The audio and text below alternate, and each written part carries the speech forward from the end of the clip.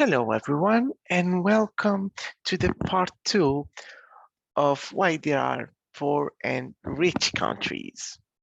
If you watch the first videos, we have talked about our farmers and how they can become more productive.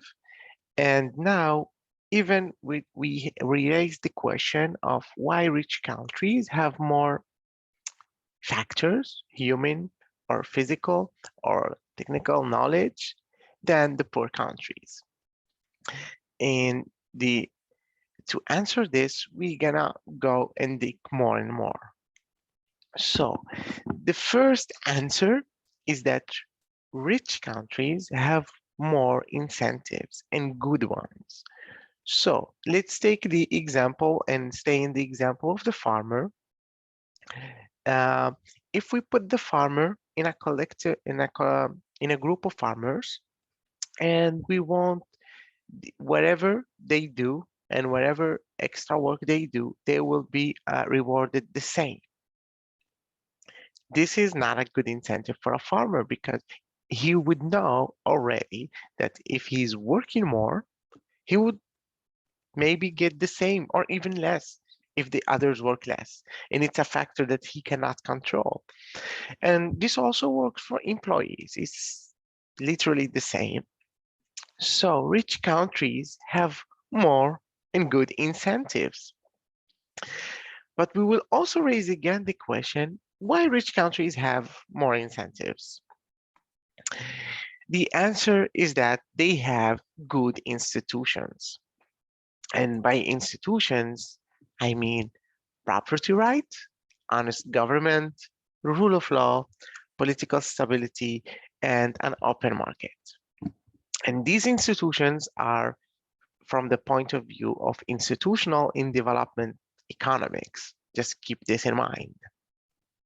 So now we're going to take a look on each one of these institutions and how it can help our farmers to be more productive. So the first one is the property right.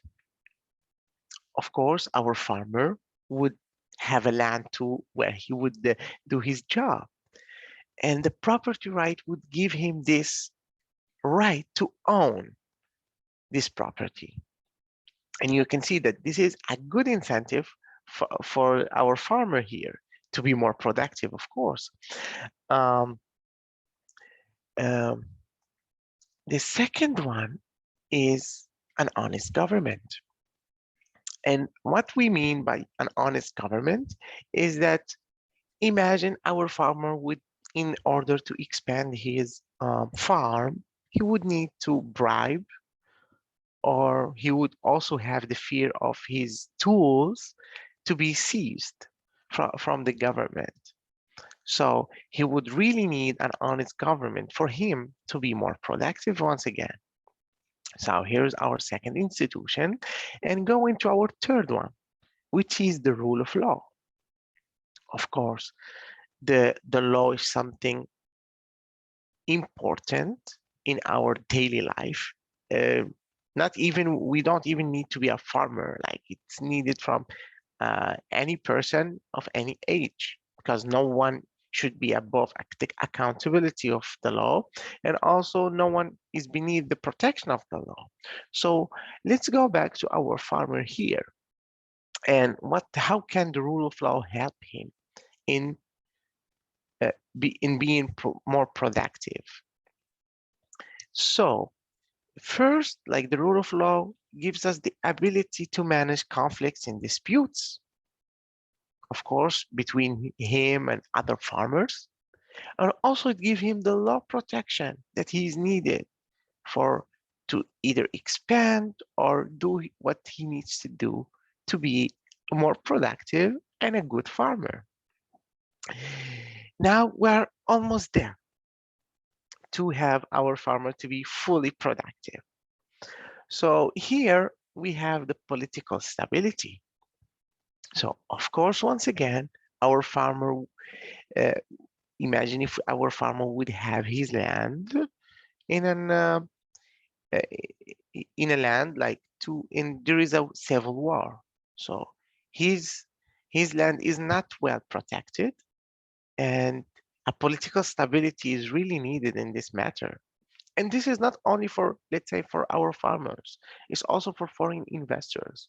If an investor wants to invest in a country where the stability isn't that well, I'm sure he would back off of the deal. It's something for sure, because you would never know what would happen if there is no political stability. And finally, our farmer is almost there to be fully productive. And let's say he's having all of this pushing and he's happy about his yield and his products. However, it's a monopolic market.